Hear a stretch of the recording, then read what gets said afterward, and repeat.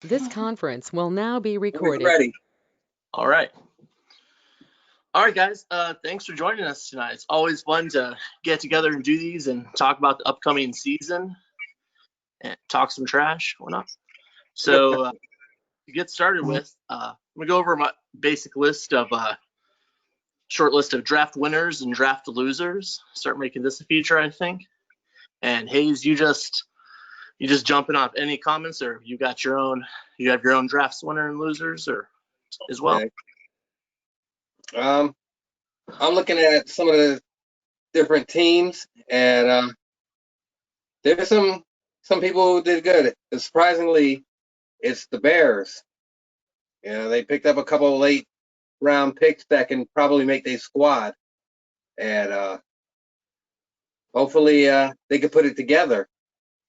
They're one of those teams that their records don't really indicate, but they can give many teams problems. They have speed on defense, and never know. NFC North, Packers, Vikings, watch your back. They might make some noise. Yeah. They did make the playoffs 2 seasons ago. Yeah. Remember, they're definitely capable. And then they didn't have internet for a good chunk of this season. So definitely a team. Yeah. But let's see. My draft winners listed. First one is the Bills. I think they had a really good offensive line pickup in the first. Got a speedy wide receiver with a great name in Bacon in the second.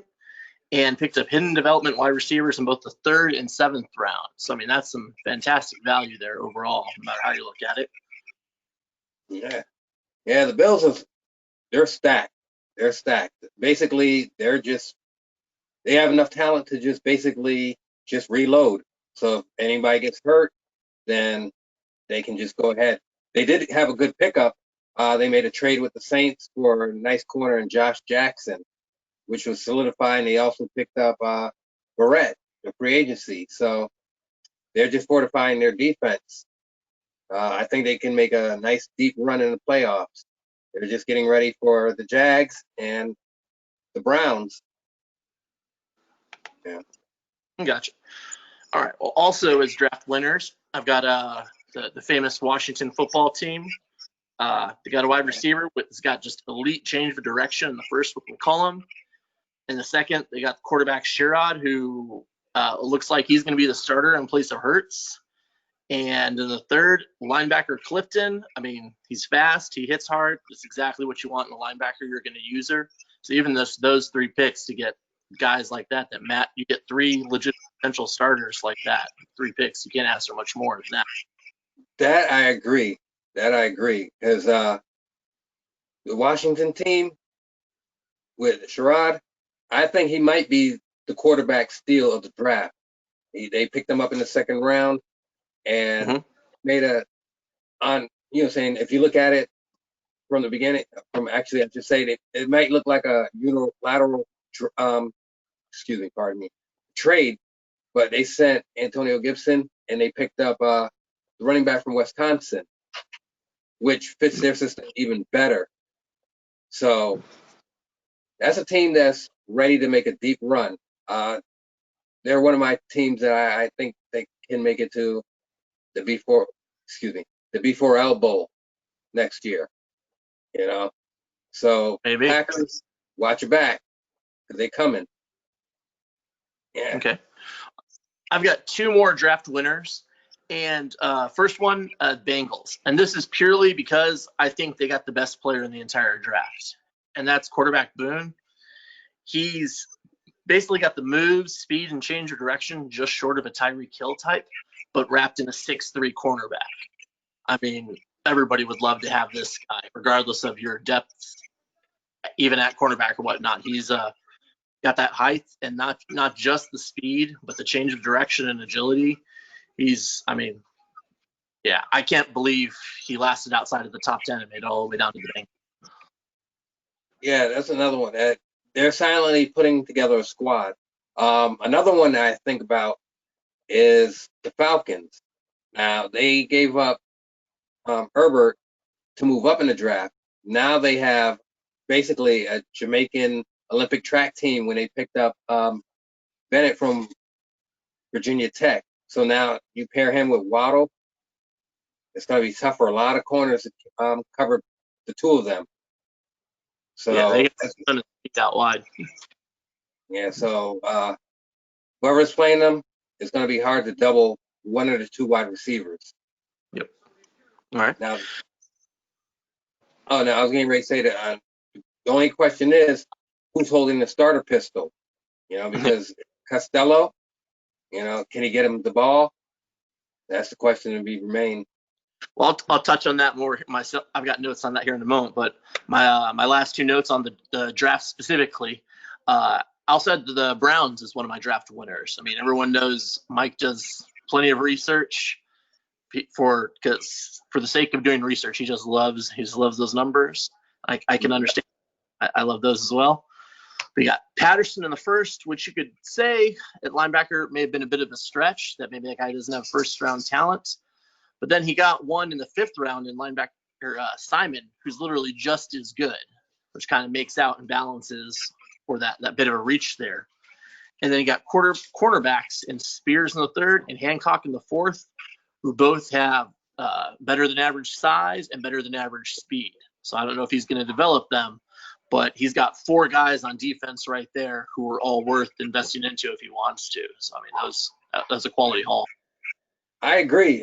Hancock, he can be something special. He's not traveling too far, coming from Ohio State, going to Cleveland. He can stay in his mom's basement and just travel a couple hours to play for the Browns. If he develops him right, he could be a future starter. He has potential. I looked at some of his stats, and I looked at his attributes, and he can make it happen. As long as he develops them, he could be a force to be reckoned with. Yeah. And I had to do it. I had to pick a draft loser. I was going to try to list the multiple teams, but unfortunately there's just one that stood out. And it wasn't because it's because I just don't understand the choice. And that's going to be the 49ers. Oh, you sound like me. I was just getting ready to touch on that. In the 3rd round, he took a kicker and a punter. In the 3rd round. I mean, I can't talk too much trash because, I mean, the Bucs did draft Aguayo a few years back in the 2nd round, and he's not even in the league. Yeah. Damn. I mean, if a real GM had taken a kicker and the punter in the 2nd round, in short order, the fan base would have been outside his house with pitchforks and torches. Hey, I agree with you. When I looked at it at the draft, I'm like, a 3rd round, a kicker and a punter. I was like, well, maybe he might be sipping on something. Maybe one too many or something, but if they can both be clutch, maybe it might pan out. But he could have waited a couple of rounds to just draft them too. Yeah, I mean, if you need them, you need them, but by drafting them early, there you're paying them more than you would have had to otherwise too.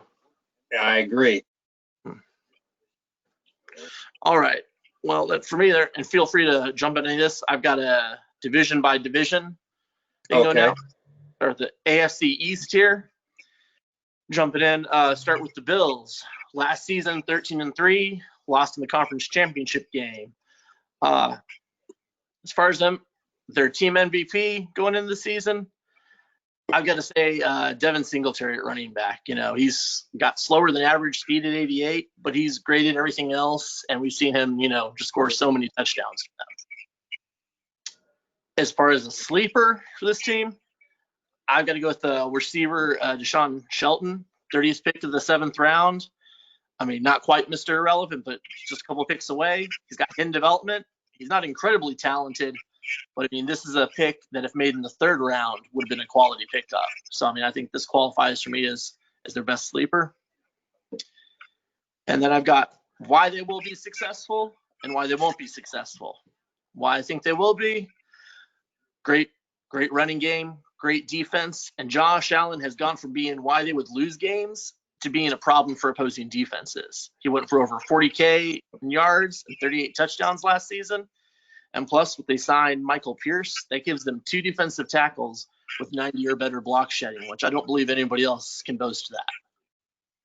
As far as why they won't be successful, if you take away Singletary or Diggs and then you go down to the number 2 at both running back or wide receiver, it's more than a 20-point drop in ratings. So that's a pretty big hole in the depth there.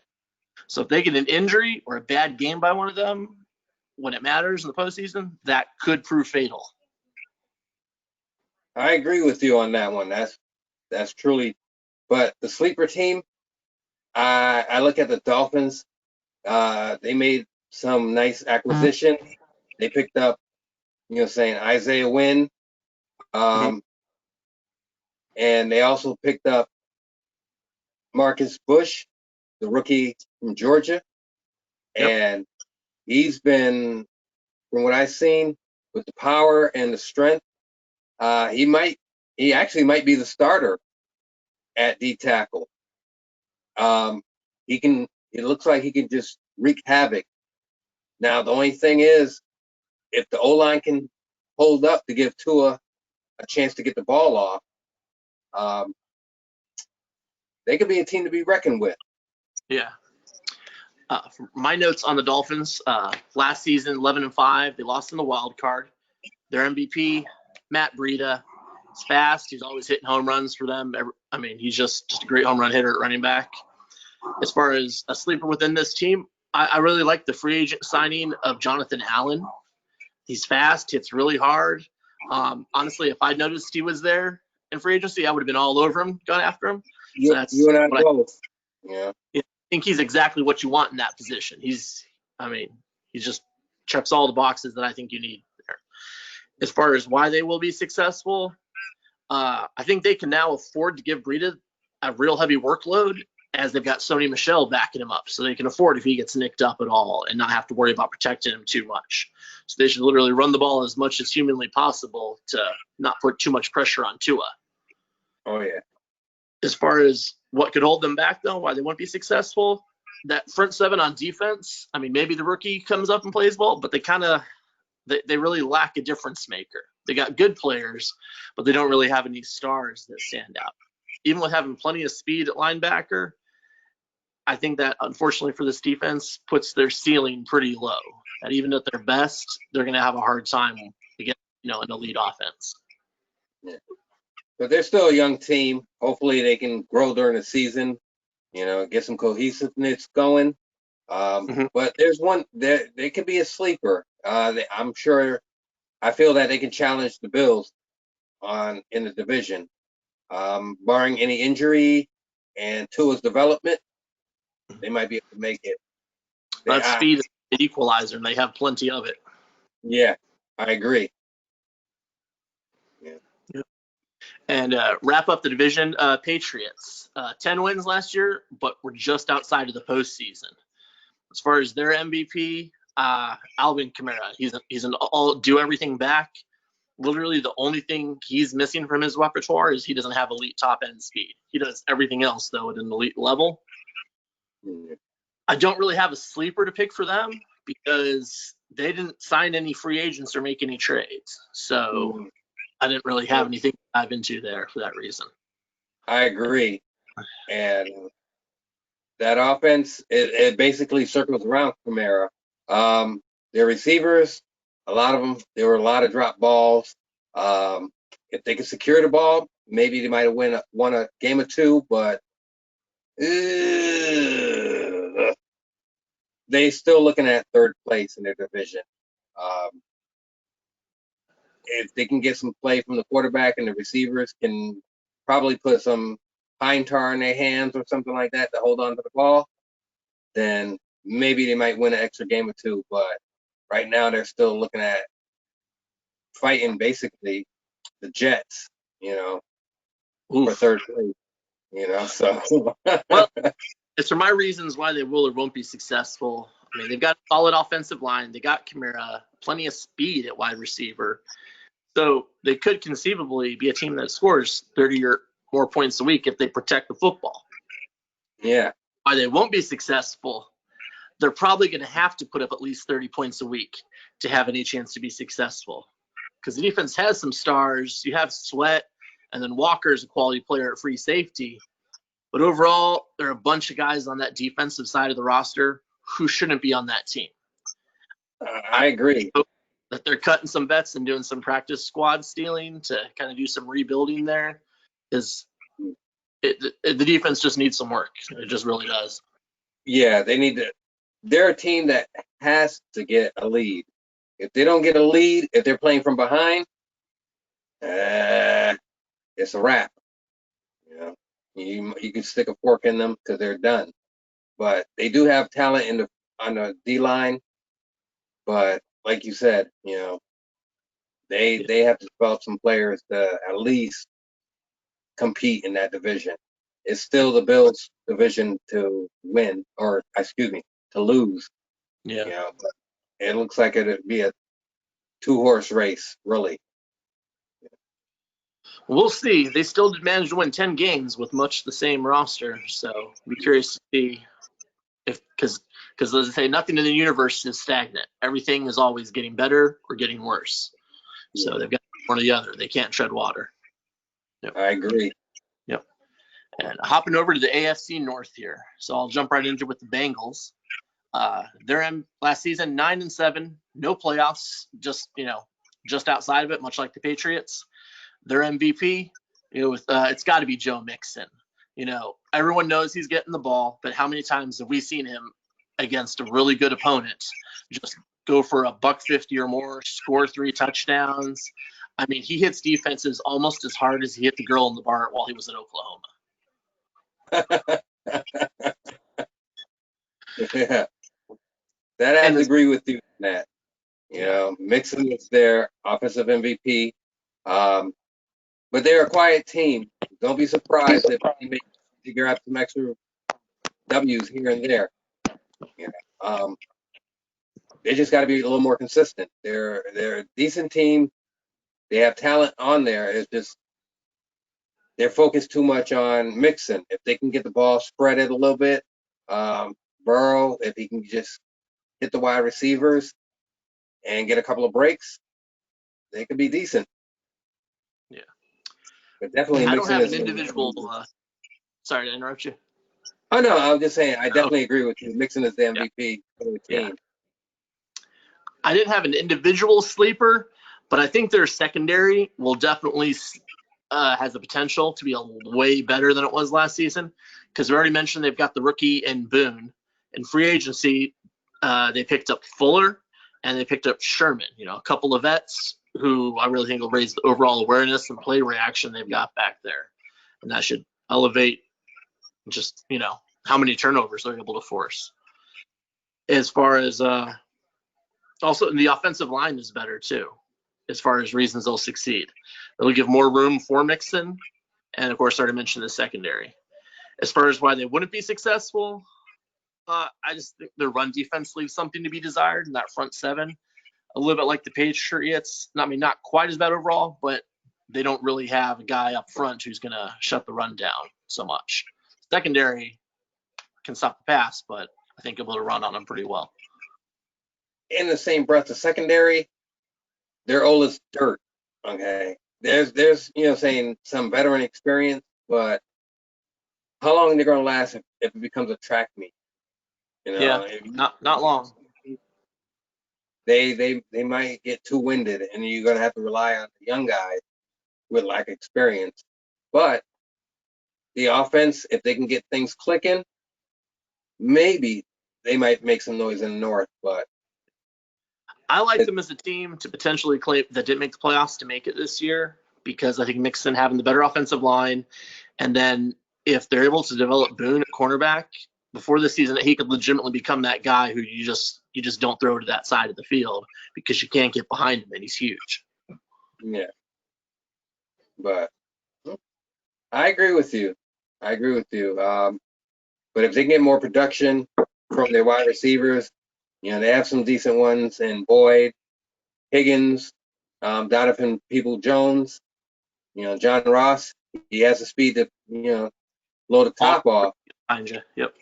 And like you said, if the O-line holds up, they could be a dangerous team on offense. Yep. All right. We've got the Browns. Last season, went 11-5, went down in the wild card round. Their team MVP, I believe it's got to be QB Trey Lance. When he went down last season, it pretty much, you knew their days were numbered. They weren't going to go very far, as Mariota just wasn't up to being able to beat the better teams in the playoffs. As far as the sleeper, I mean, I mentioned him a little bit earlier. Their 5th-round pick linebacker, Simon. I don't know if they'll develop him or invest in him, but he's got the skills, to be that guy he uses in the middle. And I mean, that's some great value in the 5th round there. As far as why they will be successful, Lance QB, Hunt and Chubb at running back, and just all that speed, even the guys that are already there at the linebacking corner. And that's when they're healthy, that's a very tough team to deal with. I agree. Everything you said, I agree. I felt bad that Lance went down. If Lance didn't go down, I think they could have challenged the Jags and maybe even the Bills, but unfortunately he went down. But with Lance, Chubbs, and Hunt, that backfield, just all you have to do is just pretty much run all game with that. The team is just good. The defense pretty much held up, but gotta feel bad because the pressure was put on them. With Mariota, like you said, he's not Lance. So yeah. Well, let's talk about their defense. What reasons why they wouldn't be successful? Obviously, if they lose their quarterback again, but I mean, that would hurt them. But the secondary, just in general, they continue to shift pieces like they have pretty much every season. See, Delpit is back at free safety. He's been at safety, cornerback. Now he's back at safety. This means that their number 1 cornerback, Love, is really more of a number 2 guy.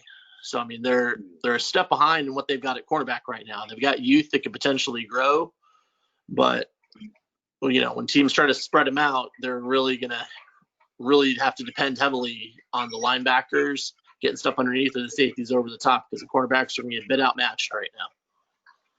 Yeah, I agree. The secondary is a little bit.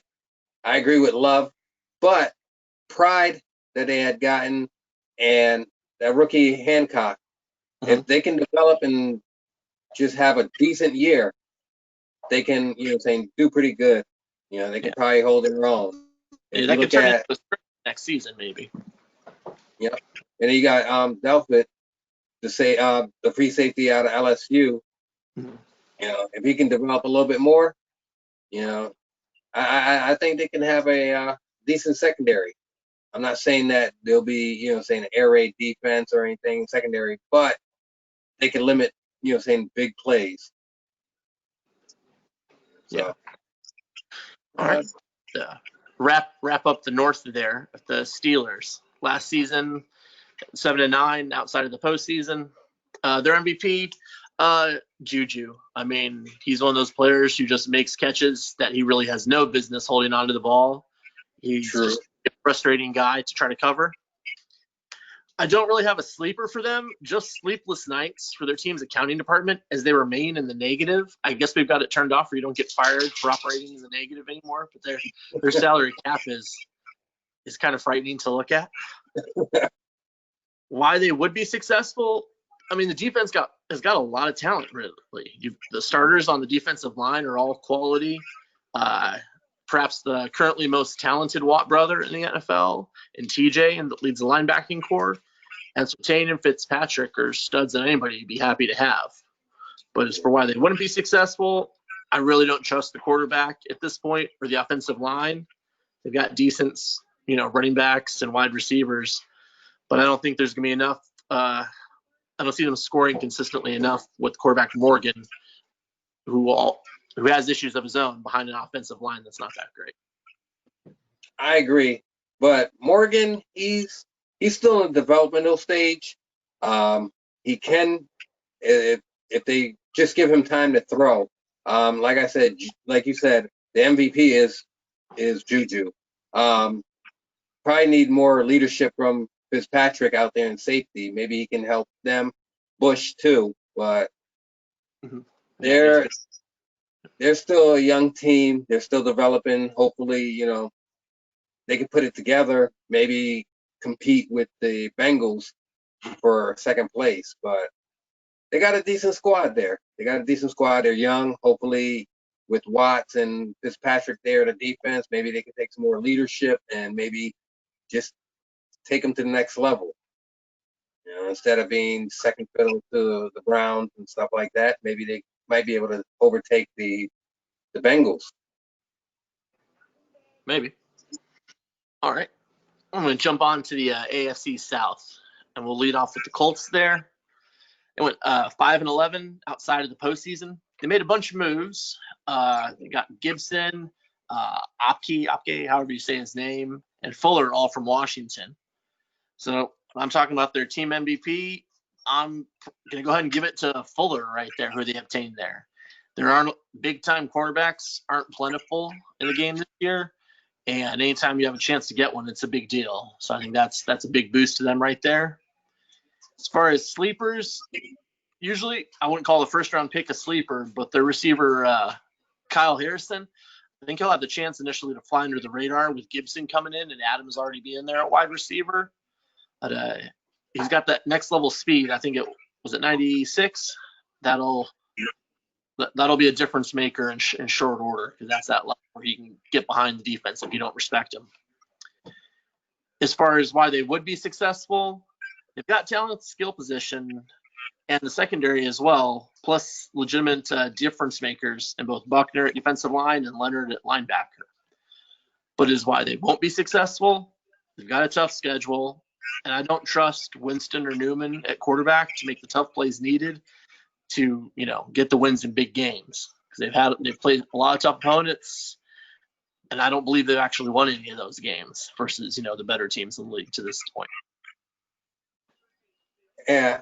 And what I'll say, their sleeper is George Kittle. If they can get him going, unfortunately, they have Winston as a starting quarterback. It's hard to, with a quarterback like that, I can't hit, the broadside of a house. You got plenty of weapons. The rookie from Washington State. Then you have a couple of receivers in Pittman and also Adam. If the offensive line can hold it just a little bit, and then they also got Gibson in the backfield, that's a lethal offense if they can put it together. The defense, their front seven just has to bring more pressure. If they really have to bring more pressure, and if they can get a lot more 3-and-outs, that can probably help them win a couple more games. But it is definitely the way they play, they shorten the game on you too. Yeah. So, but their offense is there. They just got to put it together and just pray that Winston just can hit anybody in a blue jersey. I mean, he's good at hitting guys. This usually we're in the opposite color. Exactly. We thought, coming in with his LASIK surgery that he can see things, but it helped correct his vision, but he's still colorblind. He just loved hitting the other guys, I wish I could say you're wrong, but I really can't. All right. Moving on to the Jaguars. Last season, they won every game they played, and most of them weren't close. Their team MVP, I got to go with wide receiver Chart. Fields is going to look for him, but his combination of size, speeds, hands, and if you're dumb enough to try to press cover him, he's just a headache to contain.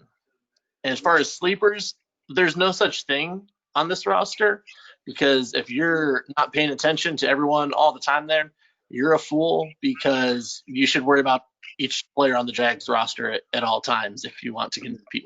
That's true. My MVP is their running back, saying both their running backs, Riddell and Groot. Them two together, there's not much. And like you said, with Fields as a field general, that backfield is just loaded. There's not much you can say that's negative about that team other than basically why you show up. That's it, really. They won every game. Yep.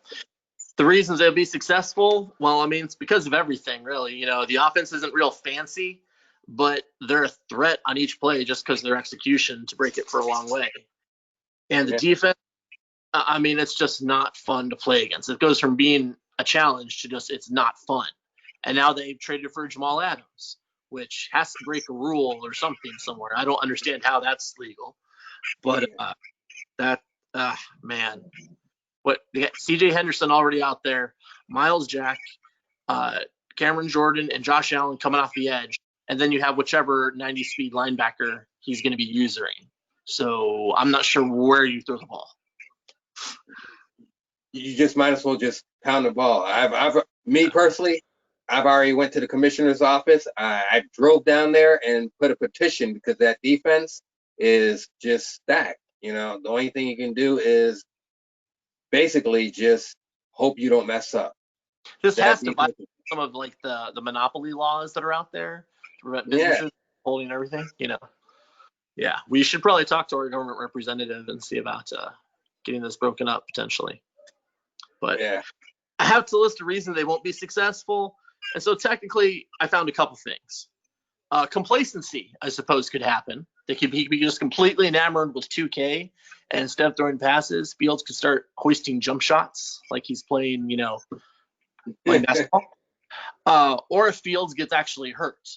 If he's hurt, misses a significant amount of time, that could, definitely bring them down a notch for sure. True, but the only way that I can see they won't be successful is that they still have to play the Bills, and they still, with a healthy Lance, they still have to play the Browns, and they still have the Titans. Their son? They're not going to beat them. Well, Junior loves the, four verts, so, you might catch him on an off day, but. Yeah. Maybe. But anyway, moving on to the Titans, who, like, you remember that there is a 1 dick riding limit per team, and the Jags are taken, so find someone else to hear about that.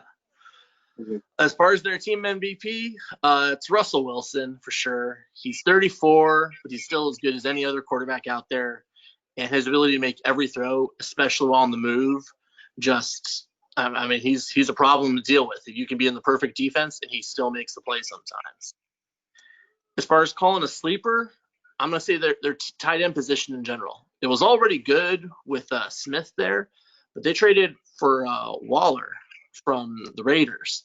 So now they've got an even better tight end who's got 90 speed.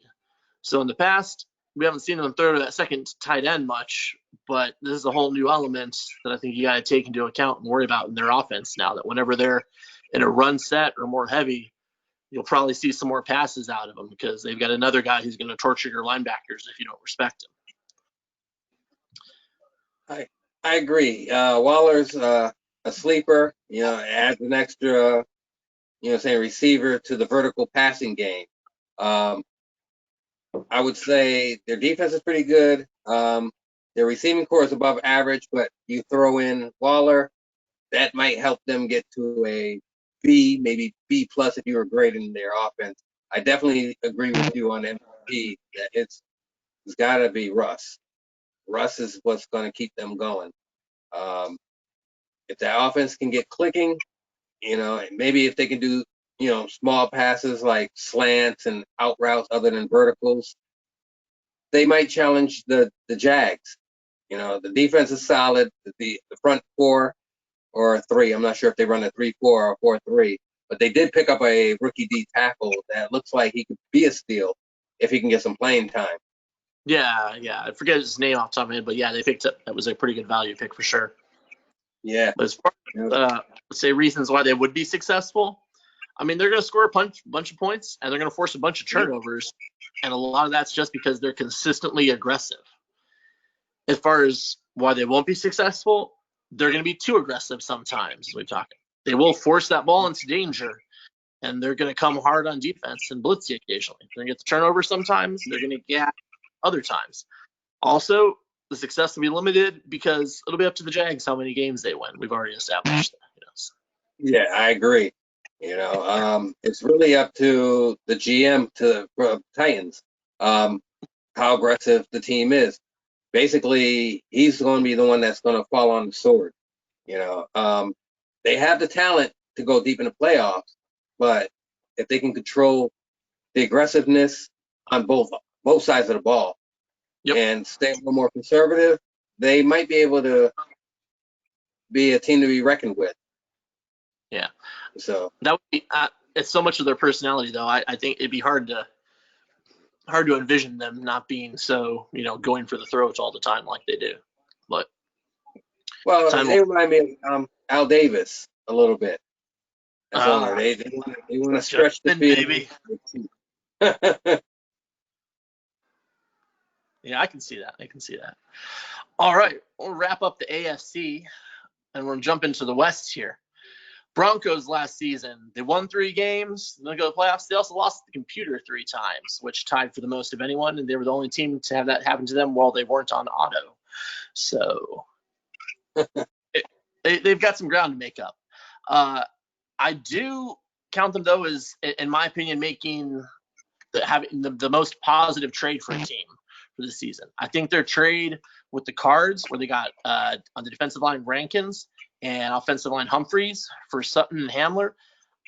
I'm not saying the Cards lost that trade, but I think that's probably the most impactful trade that any team made, is they improved 2 of their weakest points there and gave them a position of depth. So they really didn't hurt themselves and made themselves better on both sides of the ball. So I think that was one of the best trades made.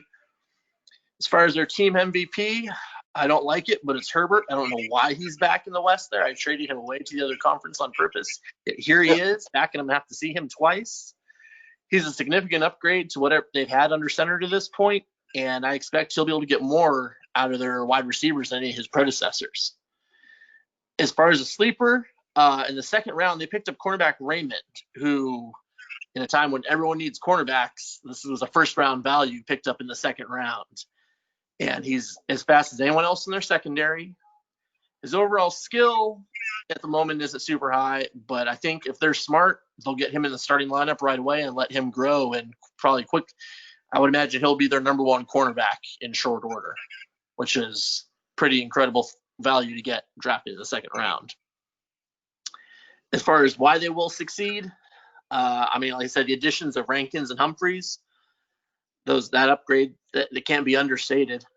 I think that'll get the talent behind them, especially on defense, where they have a bunch of great linebackers, and even added another one in McMillan, that will give those guys a chance to shine that they really haven't had to this point.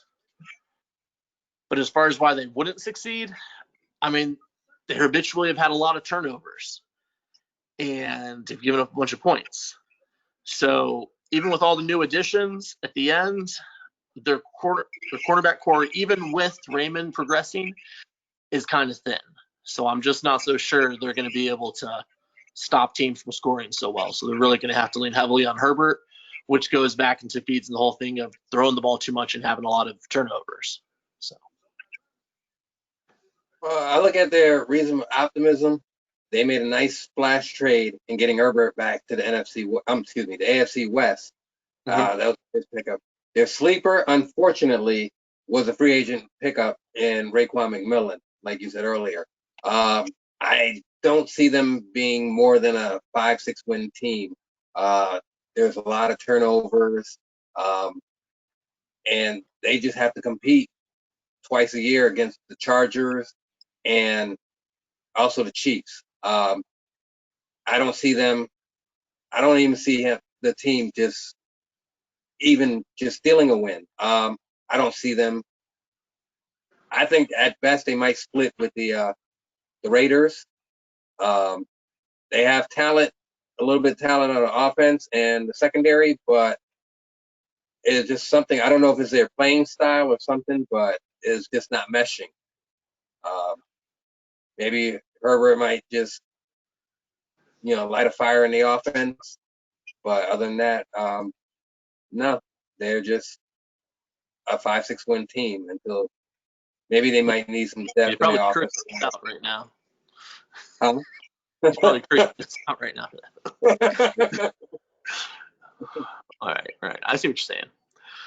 Moving on to the Chargers. Last season, we won 12 games, but we lost in the divisional round. Our team MVP has got to be Derwin James, in my biased opinion. He's a killer. outside of Adams, he's probably might be the best safety out there. You know, he's a turnover waiting to happen, be an interception or forced fumble. As far as a sleeper, I'm not sure. Probably whoever ends up as our nickel cornerback. We got a handful of rookies and second or third year players who are all going to get a chance to win that job. We don't know who it's going to be right now, so we're just waiting to see who emerges behind King and Samuel there. But that's going to be somebody we're going to have to count on moving forward. We don't really have right now. As far as why would be successful, there's a lot of talent. We've got an established quarterback in Mayfield who will be there for the long term. So they're real good pieces to have. As far as why we won't be successful, we've also got tryouts going on at running back. Thanks, Pino.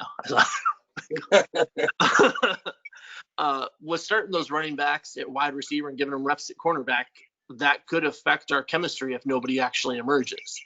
Because I've always had a very hard time, I know in the past, trying to play youngsters, and the postseason comes, you put a vet back in there. The team doesn't quite play quite right, you know.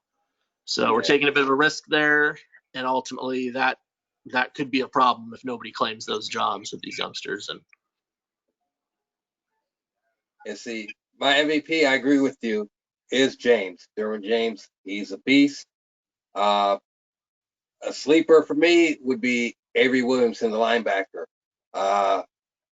He's just been underrated throughout his career, but he's been quality. I think he can bring stability and leadership on the front seven. The team is stacked. The reason why I think they're going to be successful is because the team is stacked. They're great. They got to the playoffs. They can make a deep run. It's a very talented team. Now, why they might not make it is because they still, in the AFC, there's a four-headed monster. You have the Chiefs, you have the Browns, the Bills, and the Jaguars. So they're in the same situation as the Titans. Quality team. They're really good. And they can surprise a couple of teams. They could be one of my sleepers to get at least the AFC Championship. Chargers. I would agree with that assessment. I feel like we're capable, but we would definitely have to spring a couple upsets. So, yeah. Alrighty. And then the aforementioned Chiefs to wrap up the AFC here.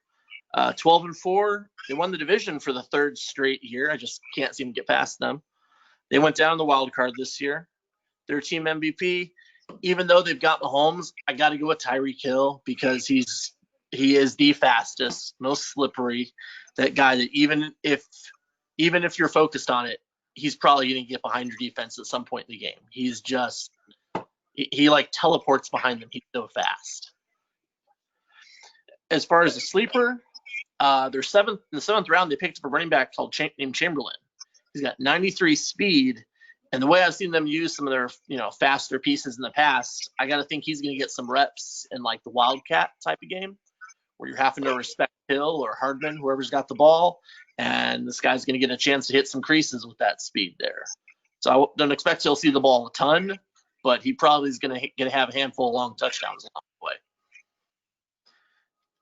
As far as why they will be successful, I mean, Mahomes, Hill, Honey Badger on defense, it's a dynamic team full of playmakers. I think they're right in that notch with myself and the Titans, where if they get the ball to bounce their way, they could be right there and have a chance to go to the Super Bowl. As far as why they won't be successful, honestly, I think they get a little bit predictable sometimes. You kind of can see a little bit when that shot to Hill is coming. Even that makes it even more impressive, the fact that they can still get it, how fast he is in that arm of Mahomes. And plus, you never know how good their internet quality is going to be. And I also hear that their coach gets a little bit into his feelings if you call him by his birth name. So you always got that kind of pull out as well. So a little bit of Achilles heel there. You must have been reading my notes, huh? Because I agree with absolutely everything you said about the Chiefs. So I totally agree with you. Their biggest holdback would be complacency, but they can run with everybody else in the conference. if Brandon can, stay away from Tyreek Hill and pretty much get everybody else involved as much as they can, that team could be very unstoppable. There's plenty of talent, and you got Triggerman in Mahomes. There's really no stopping that team other than their GM that's holding them back. Yeah. I don't want to give away my strategy here, but I mean, I've got to be honest that is when I do beat him, it tends to be because I sat on a play. I saw something coming and he brought it anyway when I adjusted to it. Yeah. But other than that, everything else, I agree with you on Chief. They're a solid team and they could be lethal. Yeah. So, Mahomes and Hill, it's the most dangerous tandem there is. Yep. I agree. Yep. All right. Time for the NFC. Quick note here. Not really going to say anything about the Cowboys. Our founder and fearless leader is still not really playing right now. Once he's back. I got something to say. Where's my stimulus check? He's supposed to be delivering it. But other than that, can't say much about the Cowboys. Yeah. Once he's back in the saddle, I'll start breaking them down again. But for now, just there's nothing really fair to say when he's not really pulling the strings right now. I agree with you on that one. All right. So the two remaining teams we've got in the East here, we've got the Giants, 10-6 last year, went down in the wild card game. Their MVP, I go with the theme. I really think it's Denzel Ward. He's one of the true lockdown cornerbacks out there. Plenty of speed. He'd start for anybody. He's just a fantastic player. As far as a sleeper, they made a trade and got Quez Watkins from the Eagles. He's not the most skilled, and he's already 25, so he's questionable if he's really a project. But his speed at 94 will tie for the fastest in that wide receiver core, which makes you think they're going to find a way to feature him and get him the ball some, try to stretch defenses, get a little more room for Barkley. As far as why they will be successful, running the ball, as we all know, is always important. They've got the best RB there is in Barkley. And honestly, probably my favorite defensive line in the league with Watt and Floyd and their tackles there. And that alone ability to heavily impact the running game on both sides of the ball, I think keeps them in pretty much every game. As far as why they won't be successful, well, Danny Dimes is the name of the guy you buy pot from, not of an NFL starting quarterback. And I'm going to predict now that Cooper claims his job before the season is over. I agree. But my MVP for that team is Saquon Barkley. He's pretty much just basically their offense. Like you said, the sleeper, I would also agree with you on Quez Watkins. That was a nice pickup that the Giants made. Their defensive front seven keeps them in games. But I have to say, the eviction notice has been sent out to Danny Dimes. I hope that Trump can save him from getting evicted because, like you said, when they picked up Joshua Cooper out of USC in the second round, that just puts him on notice. So if you're listening to me, Danny Dimes, get your act together because you're on notice. Yep. I think he'll be on a new roster this time next season. I agree. Yep.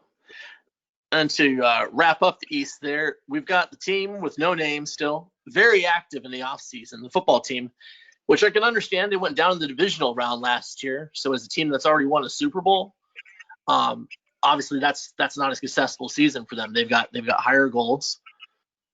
Their team MVP, I'm going to go out on a limb. I'm going to say it's going to have to be their rookie quarterback, Sherrod. And that's because he has to be.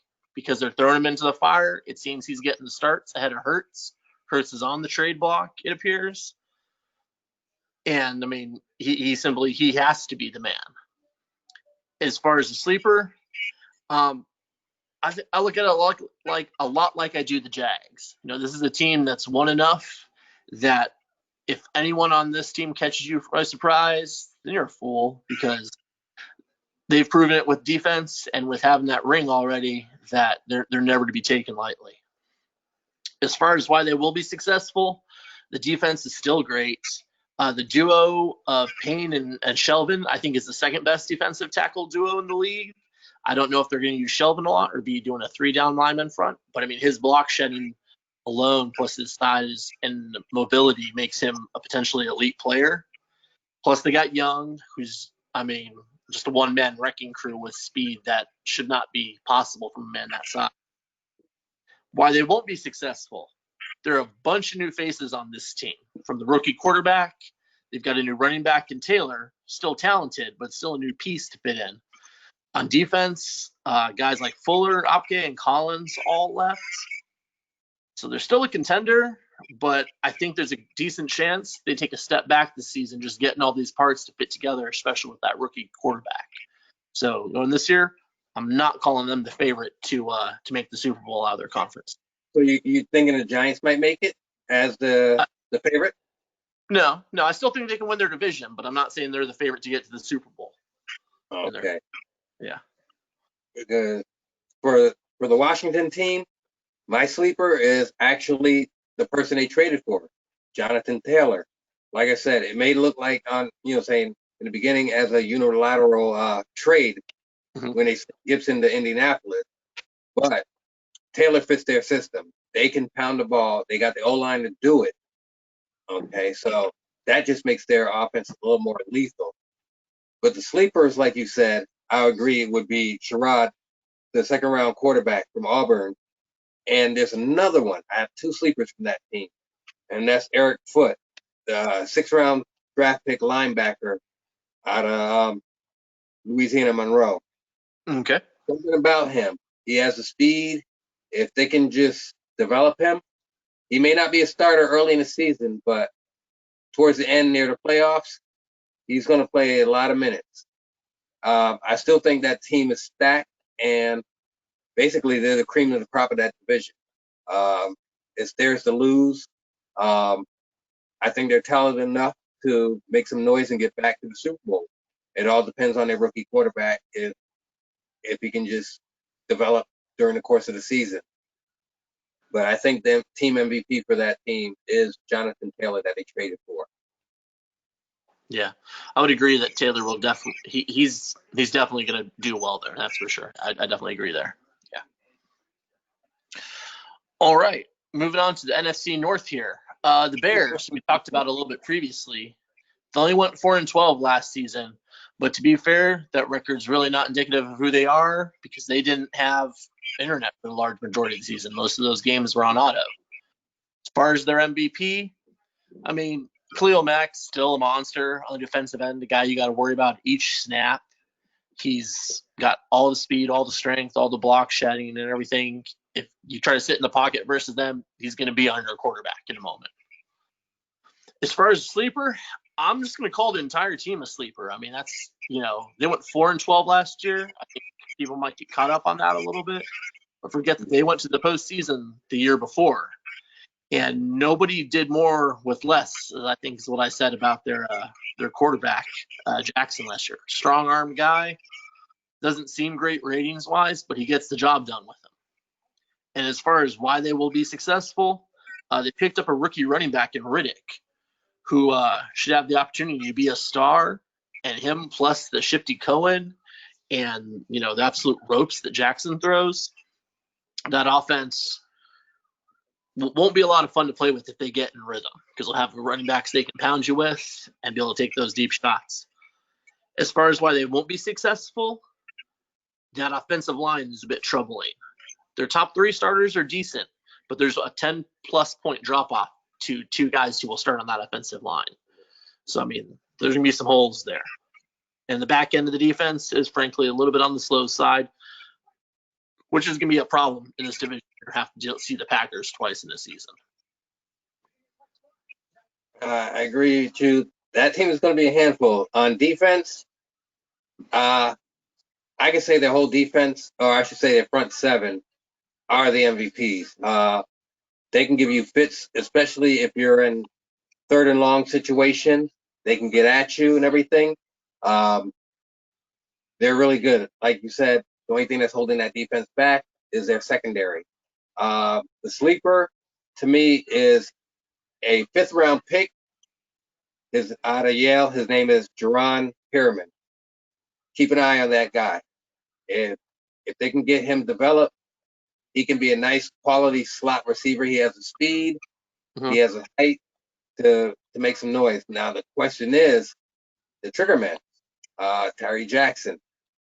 If he can get the ball into everybody's hand and distribute it well, they could be a force to be reckoned with. I'm not saying they're going to win the division, but that's a quality team that can make some noise in that division. Yep. I'm going to pick them like I did the Bengals in the AFC. In the NFC, this is the team that I believe didn't go to the postseason last year that will go to the postseason this year. I'm calling it now. The Bears go to the playoffs. Yeah. Okay. I see your call. Internet issues will notwithstanding. If he stays online, he will go to the playoffs. Okay. Yeah, I agree. I'm sure there's enough talent in the Bears to surpass. It's not that hard to surpass the Vikings. They can get past them. Well, I mean, the man wears half of a bra as a mask to stop COVID. What do you expect? You see the picture.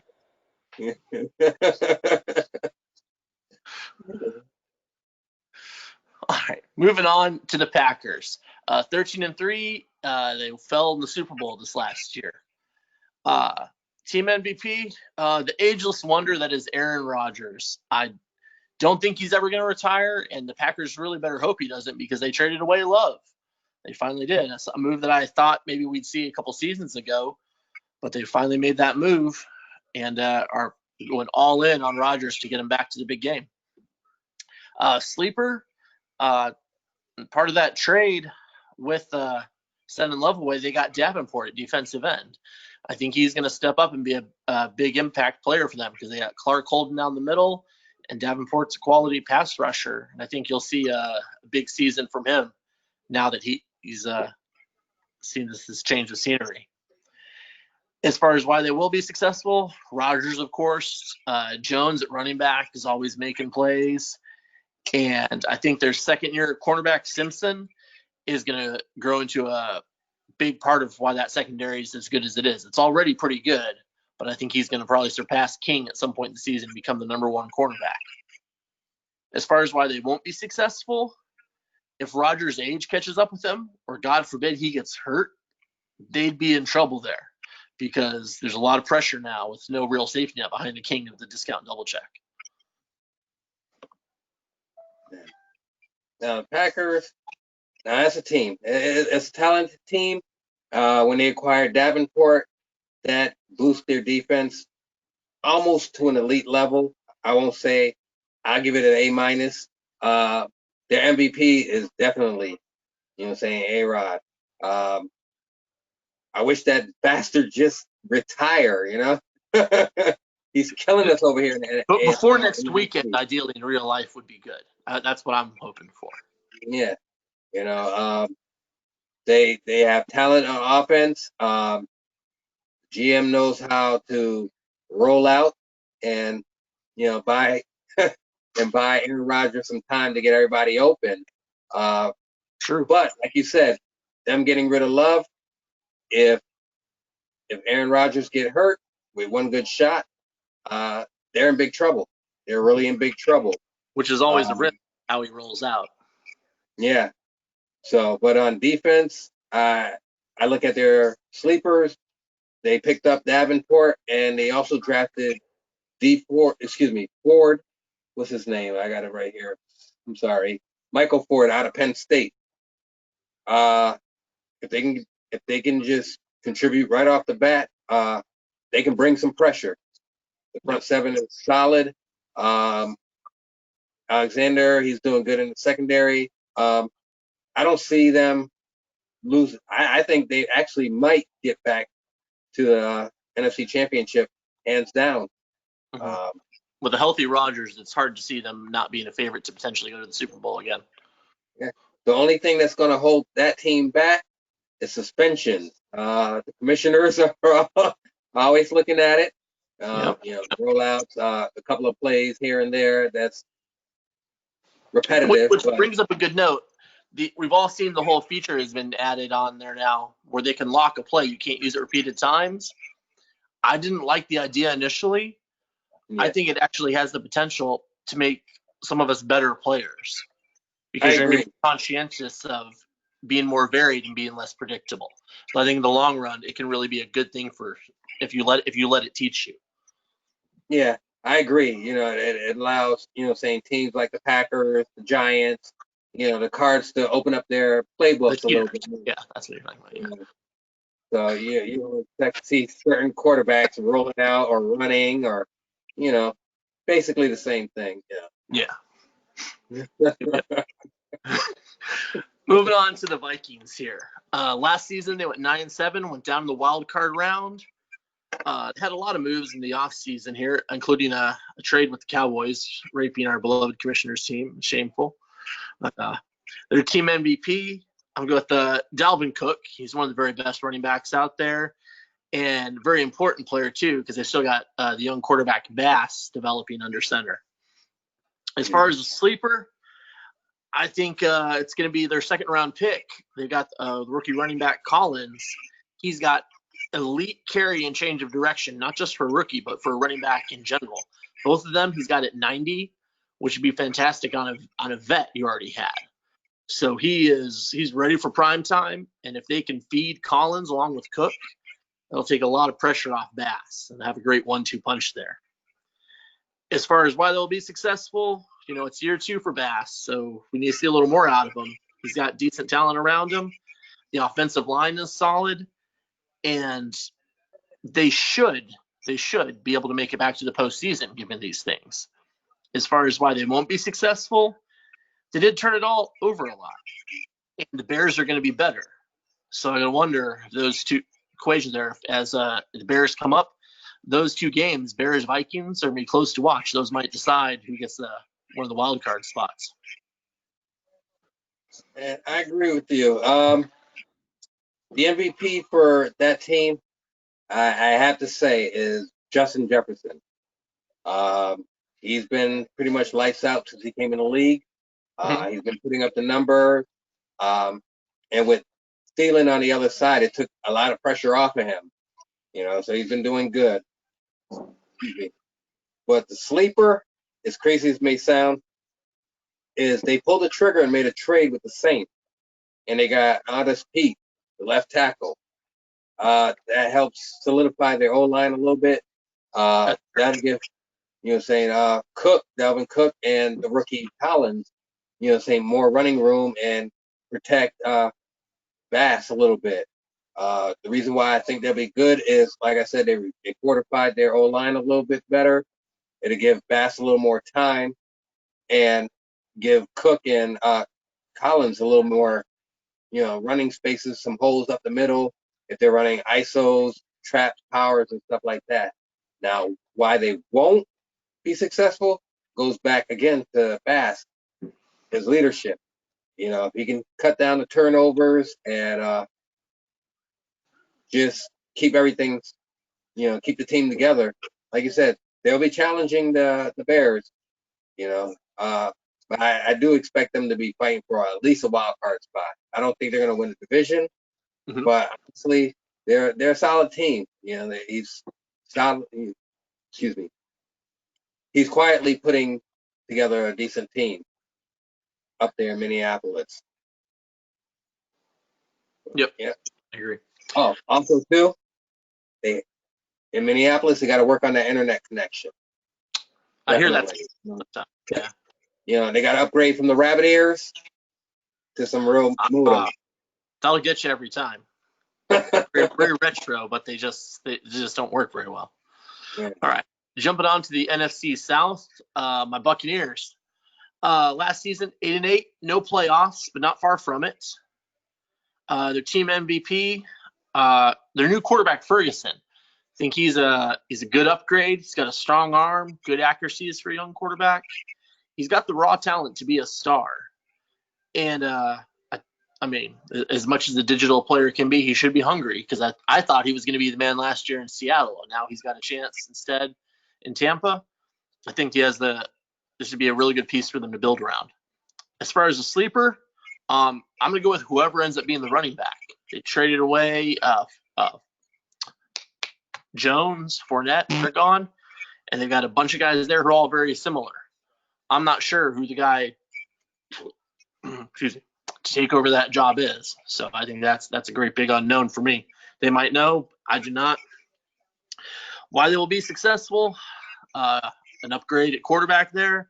They got several other positions, especially in that trade where they sent Jamal Adams away. They got Chasen, Blair, and Barch, all from the Jags. I think those guys will all make a positive impact on the roster. But as far why they won't be successful, they traded away Jamal Adams, one of the absolute best players in the game. They got some value in return, but damn, that's a hard blow to the defense to let go of a player that's such a difference maker like that. And I think ultimately, while there might be better at other positions, the overall impact is probably negative because you got a guy who truly took away the portion of the field where he was at isn't part of your defense anymore.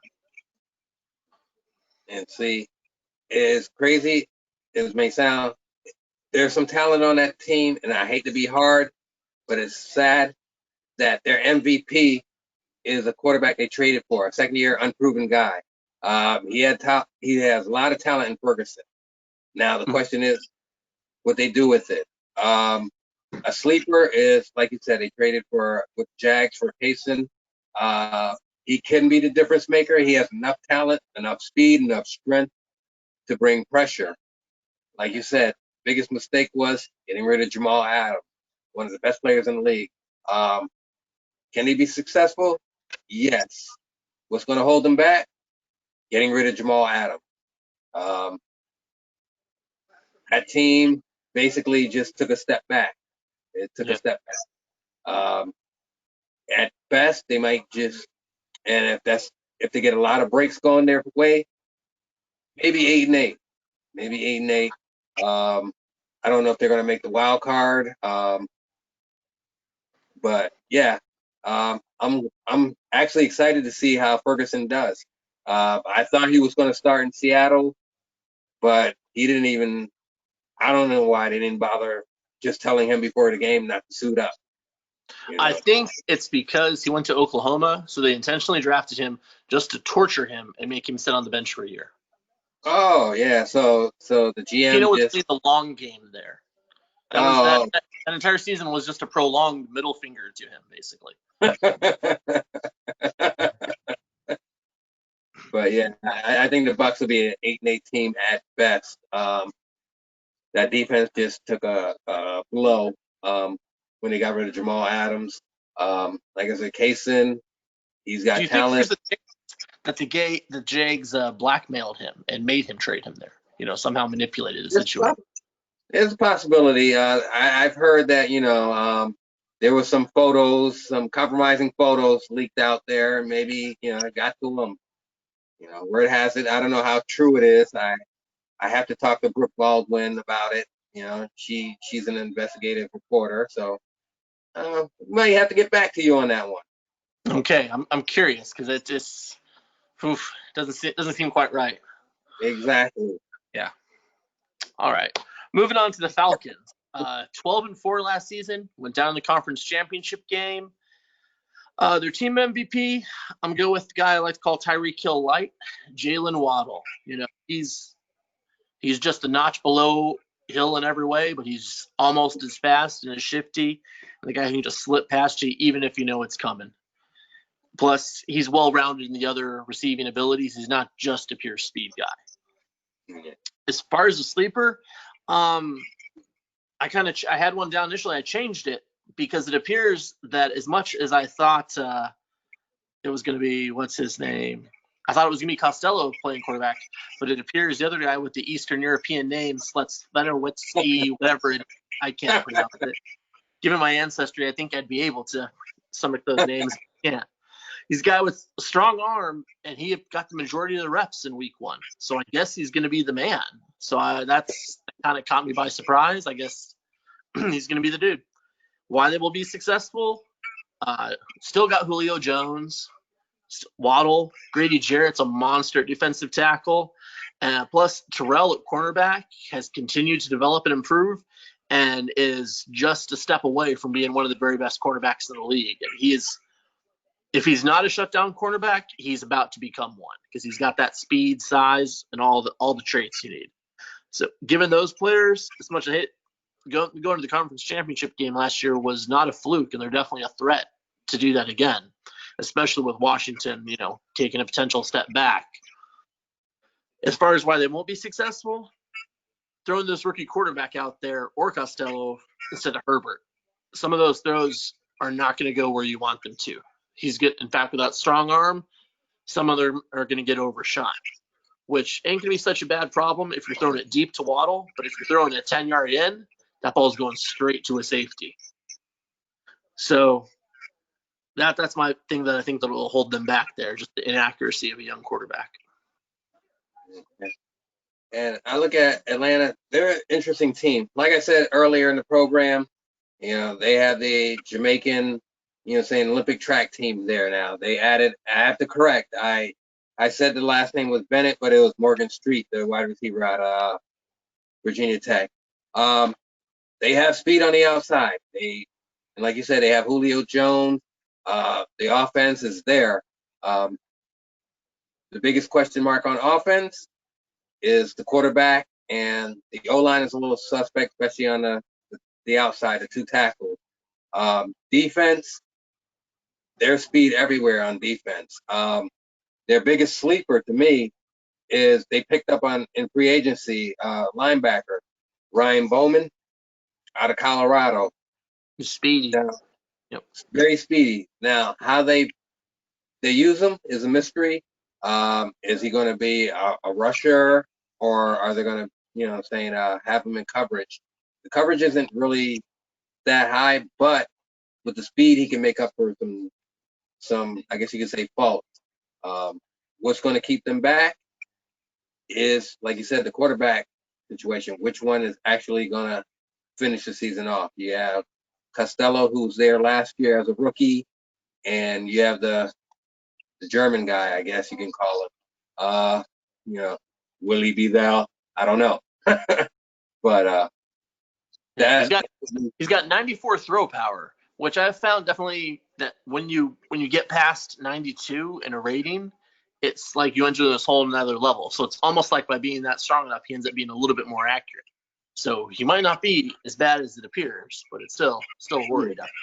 But even if you have a 94 arm, if you're not accurate, you might hit the concession guy, saying the hot dog vendor, on the out route, you might. Possible. So, all the speed in the world. Yeah.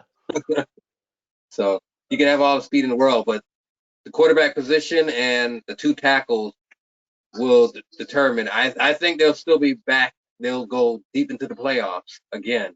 They'll be back again, but those two areas is what might hinder them from taking it to the next level. Gotcha. All right, we'll wrap up the division there, and we come to the Saints, the team you're quite familiar with. Yep. The team MVP, well, it's obviously the media and PR departments, as no one consistently makes a bigger splash in the trade market or the drafts. But if you're going to talk players on the field, I'm going to do a duo of players, actually, because Lattimore and Jackson it's a legit tandem where you could call them both number one quarterbacks. Nobody else really has as good a duo out there. They're both the guys that you can trust in single coverage from time to time. So, that's a big strength of this team. As far as sleeper, it's going to be weird to call a player who had 9 sacks last season a sleeper, but defensive tackle Byram, the reason I'm going to call him a sleeper is because I think he dwarfs those numbers this year. I think as he progresses and develops a little more, he's going to have a breakout year, perhaps very much like how Grady Jarrett had a few seasons ago when he went for like 20-plus sacks. He's just that type of guy who just tosses the center and guys aside. So I think you'll see him making a lot of those plays where he's just right in the quarterback's face immediately. As far as why they'll be successful, upgraded quarterback, Love. He's a quality player. He's still got Michael Thomas to throw to other, which is a fantastic security blanket for a young quarterback. The secondary can be relied on. And, just top them up. They don't really have any disadvantages matchup-wise against other teams in the division. As far as why they won't be successful, can they protect the football? They do have a new quarterback, but the same person's calling plays. So we'll see how those decisions are made and what will happen to the football. That'll be very telling. Now this team is a Jekyll and Hyde team. I would say the MVP, as crazy as it may sound, and it's easy to say Lattimore, it's easy to say J.C. Jackson, but the team, the guy that holds that glue together for that pack for the secondary is Chauncey Gardner-Johnson. He's solid in the open field when it comes to tackling. He's good at blitzing the quarterback, even though, he only had 1 sack for the season, but he can apply pressure, which allows, Lattimore and, he makes their job easier, the 2 guys. The biggest sleeper, I would say, for that team is middle linebacker Chaz Surratt. He's been solid. This is his 3rd year. He's been taking a steady incline. He's good against the run. He can cover. He can basically do a lot of things. The reason why the team can be successful is there's talent everywhere, but the reason why they won't be successful, their GMs is too charismatic. He wants to be the Jerry Jones, let's just say. He wants to make big splashes. He's impatient for development. He expects results yesterday when he has a really young team. If he can stay consistent, team can make some noise. There's plenty of talent on that team. He's just more so wants to be in the limelight. There we go. I said it. He's the Jerry Jones of B4L. I think I speak for many of us when I say we think way more highly of you than we do of Jerry Jones. Well, tell the commissioners that about that. All right. Let me get the computer work. All right. Last division to the NFC West finally. 49. The Big 12 division. Say what? The Big 12 division? Yeah, really. Yeah, pretty much. Yeah. The 49ers, 9-7, just outside of the postseason last year. Their team MVP, also called the most important player in this case. I'm going to go with the 2nd-year quarterback, Nicholas Ridley. I know I said it last year too, similar things about him, but I mean, he's flat out a rare talent, and he has to be the guy if they're going to be a good team. You just don't see the skills like this put together very often. As far as the sleeper, I think their trade with the Rams when they got running back Cam Akers, I think that's going to prove out to be a very good move. His Akers, he's got very shifty, good acceleration, great juke, but he also is rated pretty well in the physical running attributes. He can truck a guy. He can do a good quality stiff arm as well. He's a very balanced running back who I think will have a chance behind Henry to help boost this offense a good bit. So it'll be much less drop off when Henry doesn't get the ball. As far as why they will be successful, if the front 7 of this defense plays to their ratings, they're a problem to deal with. Just a bunch of beasts up there. And if Ridley keeps growing and developing as well, because just that speed and arm strength make him a problem. As far as why they won't be successful, if they get behind and try to pass too much and forget to basically scheme and script in plays to get planned runs for Ridley. Because his legs, I mean, he's dynamic enough, they need quarterback runs called for him, or at very least it makes the defense respect the fact that, he's going to take off sometimes. Okay. Well, for the Niners, I think their sleepers are basically co-MVPs. They're 2 wide receivers on the outside. They're good. They're really, really good. Once Ridley can give them the ball, they really, with the talent they got there, it's hard to stop those 2 receivers. Samuels, he can be an offensive MVP.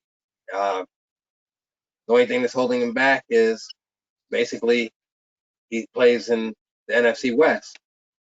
The sleeper is their pickup. I agree.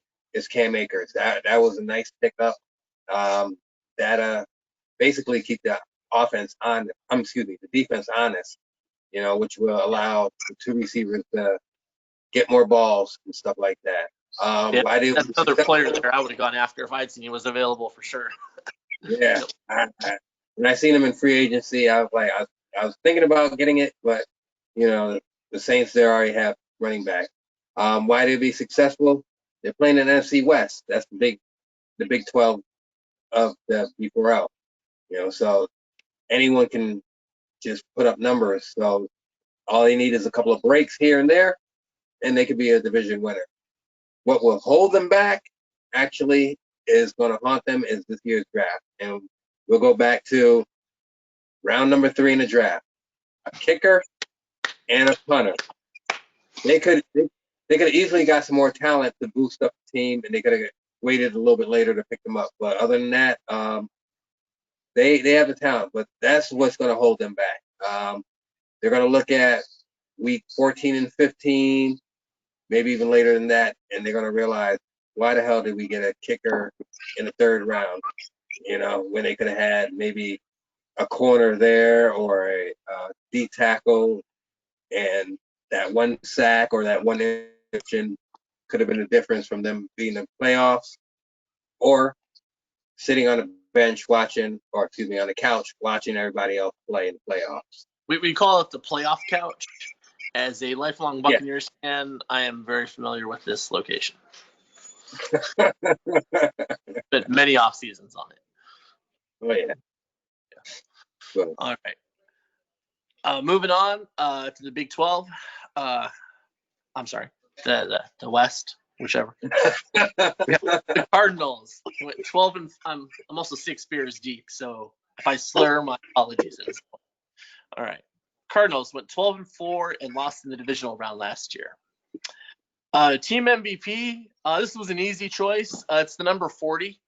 If you don't understand, ask Jay. This was covered the other night. Sleeper is wide receiver skill and speed, because the addition of Sutton and Hamler won't make them forget that they had Hopkins, but they sure are going to help and really boost this offense to the next level.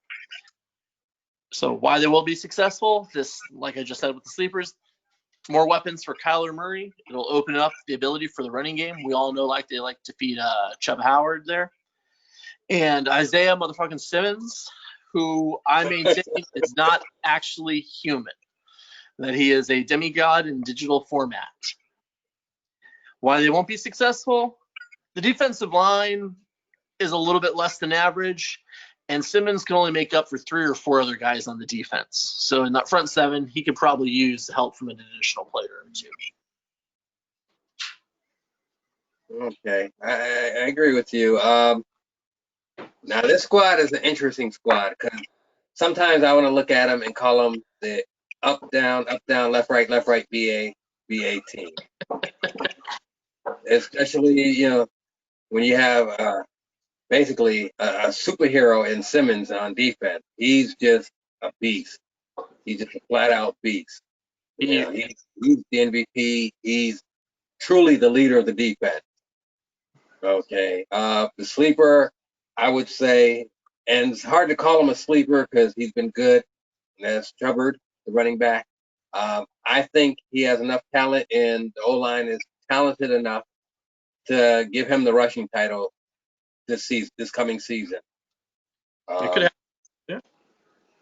And again, why they would be successful is, one, the defense is solid enough.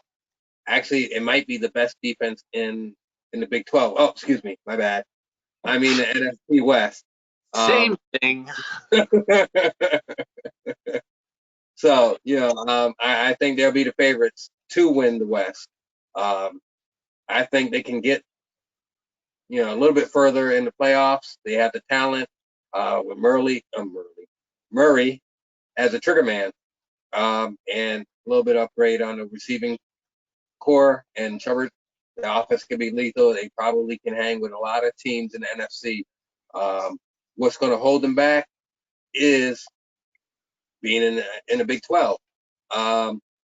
It's good that you can be able to score, but basically when you play teams in NFC North and the NFC East, where a lot of it plays defense. That's where their offense may struggle. You know, you have corners in those two divisions that they'll lay the lumber on you. They'll lay the lumber on you, and I'll question the Cardinals' receivers' toughness when it comes. Okay. Alrighty, I've got one team left here, the Seahawks. There's the Air Raid West, I like to call them. Last season, they went 9-7. They went down in the wild card round. Their team MVP, it's got to be the trigger man, in my opinion, Sam Ehlinger. You know, this gunslinger, he fended off the talented rookie last year, allegedly, and he took him to the playoffs. He's got a year to get better. Will he take him a little farther? I don't know. But as far as a sleeper, and especially in this offense, the way they operate, they got Ronald Jones, you know, and I think he's an upgrade over what they've had at running back before, and he's a decent receiver as well, so he doesn't just have to wait to be handed the ball. As far as why they will be successful, I mean, the aforementioned, it's not just they like to pass the ball. They got Mike Evans, DK Metcalf. Those guys, if they're covered one-on-one, they are open, quite simply put. So, and then literally any other receiver or tight end on the roster should have more space just because of the presence of these two. As far as why they won't be successful, it's that same tendency to pass the ball. You know, if they have a lead, you can potentially get back into it because they'll still be passing the ball some. You know, so it can be a good thing, it can be a bad thing, but such is life in the Big 12. That's true too. Yeah. I agree. Now that team could be. They're the wild card of. I wouldn't say the Big 12, but maybe the NFC. Their MVP, I would say, they're two receivers, and the sleeper, as crazy as it may sound, they picked up Dante Hightower. Maybe he might be the glue that put that defense together, so that at least that team can be. They let Wagner walk. Yeah, but for some reason, I think his veteran leadership will be the glue to at least make that defense in the middle of the pack. Why they be successful goes back to the Niners and the Cardinals. They play in the Big 12, so it's basically just, you know, you pick the team with the prettiest uniform and a couple of breaks. You know, that's how my wife picks her NCAA brackets every year, and she beats me consistently. Now, why they may not be successful, I think they have the talent. Injuries. If they can stay healthy, they might be able to compete with the Cardinals for the division and maybe even take the division. They have a quality team. Sam, he's a trigger man. If he can get the receivers the ball and get a steady running game, they could be okay. They really could be okay. They could be a sleeper team, get into the wild card. Even if they backdoor themselves in there, they can might make some noise. But it really depends on Dante Hightower. If he can just be the glue. You know, if he can play like Bobby Wagner did, you know, get a couple of fumbles here and there, they can maybe make some noise. Uh-huh. So. Yep. All right. Well, then to wrap up here, what are your way too early predictions for who are we going to see in the Super Bowl this year? It's crazy. I look at it, maybe I might see, you know, drum roll please. I think that guys don't hate me, but I think it's going to be the Chiefs and the Washington football team in the Super Bowl. I think they both have enough talent, and they will sneak up on the powerhouses in each conference and might make it to the Super Bowl. And I think that the two-time Super Bowl champ, or there will be the two-time Super Bowl champ, and that'd be the Washington football team winning their second title. Interesting. Okay, I'm gonna go against my better judgment and not take the easy pick, because the easy pick would be taking the Jags because he's Exactly. very well. So I'm saying the Browns and a healthy Trey Lance make it. I predict that the Jags feel guilty about the wake of bodies that Adams leaves behind him and end up not using him to his full potential, and the Browns get by them because of this. And the Browns win the Super Bowl, defeating the Packers, and the Packers go down for the second consecutive year. Wow. That's a bold prediction there. Yeah, Cleveland has the talent, but you got to think about it. Aaron Rodgers and his patented rollout, you never know. Yeah, but Mike has that additional pain from his team being so close today in the conference getting to the conference championship game. This is pain he hasn't felt in many years as the Browns fan. You know, he's been like, oh, we didn't make the playoffs. Now he's tasted victory, and he had it ripped away. So he's going to have an additional fire to him that will make him scary to deal with. That's what I think happens there. So I have a question. What four teams, two for each conference, do you think that's going to sneak into the playoffs? That are going to sneak in? You mean like you're just taking as wild card teams? Yeah, as wild card teams. For wild card, I think the Bengals, and I think like who didn't make it last year? Yeah, the Bengals, and I'm gonna say it. I think the Pats sneak in and I think that get past the Dolphins. I think those two get in this year. Okay. Yeah, I agree. Because it might be at my expense. Yeah, I think that the Pats is a team to keep an eye on. They have the talent, and like you said, with the Bengals, I agree with you. Both teams will have enough ammunition to at least get into the wild card. I don't think they're going to be division winners, but I agree with you. Both teams. Hold that thought. I have to go get my dogs. Okay. Hey, get in here. Go. Get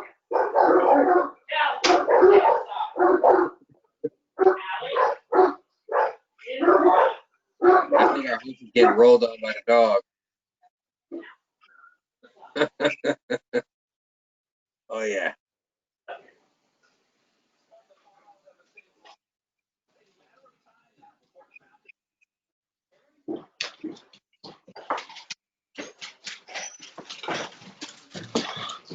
I'm sorry. My dumbass Pit just goes next door to start barking at the fence and yell at the neighbors are Great Danes. She's an idiot. I have no idea where we were. We were picking maybe teams that might make the wild cards that didn't make the playoffs. Oh, okay. Yeah, you were talking. Please. Yeah, I know. I was agreeing with you. I look at the Bengals and the Patriots. They have enough talent to make it in there. And in the NFC, I look at actually the Bears and the Saints might have enough talent to make it there. Consistency is both teams' weaknesses. So if they can be consistent, they might be able to backdoor themselves in there too. I got to agree with the Bears. And why not? Yeah, I mean, Saints have the best quarterback they've had in a minute. If they're going to do it, why not now? Yeah, the Pickett era is over. So hopefully that it was the name, you know. I mean, Pickett. You don't take a quarterback that has a form of interception in his name. That's lesson learned. They should have changed his name to Pick Six instead of Pickett. There you go. Like, you wouldn't want a running back. This name is like Mike Fumbleitis. Nobody would want that. Yeah, I agree with you. Yeah. Our cornerback last name Smoke or Burn. Good point. All right. Well, I think that about wraps it up, man. Right. Hey, I want to thank you especially. I enjoy doing this, but it is 10 times more fun doing it with someone to have to talk to. So thank you so much. I'm honored that you took the time to spend to do this. Thank you for inviting me. Awesome. All right, man. Well, you have a great night. Everyone have a wonderful evening. Pino, feel free to shut down the recording and let's get this up tomorrow for people to go back and watch if they missed it. All right. See you guys later.